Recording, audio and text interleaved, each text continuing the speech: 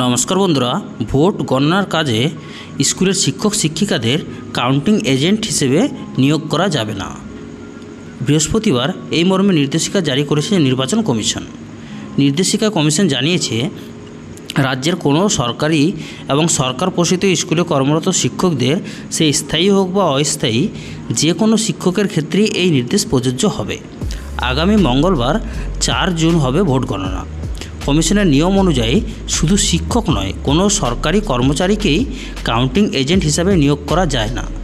এই নির্দেশ আগে থেকেই ছিল, তা সত্ত্বেও কোথাও কোথাও শিক্ষকদের দিয়ে এই কাজ করানো হতো বলে অভিযোগ।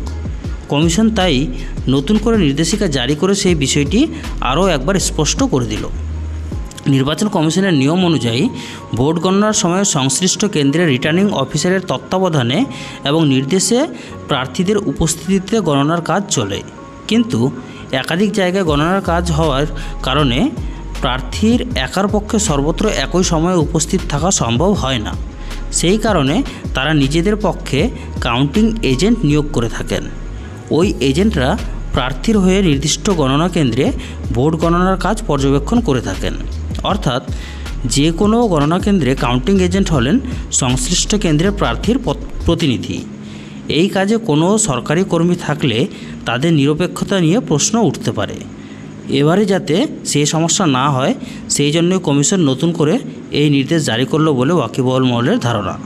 তো বন্ধুরা, আপনারা কি মনে করেন যে এই যে সরকারি স্কুলের শিক্ষক এবং শিক্ষাকর্মীদের কাউন্টিং এজেন্ট হতে বাধা নির্বাচন কমিশনের, এটা কি সঠিক নাকি এর মধ্যে কোনো খামতি রয়েছে? অবশ্যই কমেন্ট বক্সে জানাবেন এবং ইনফরমেশনটি বন্ধুদের সাথে শেয়ার করবেন। ধন্যবাদ।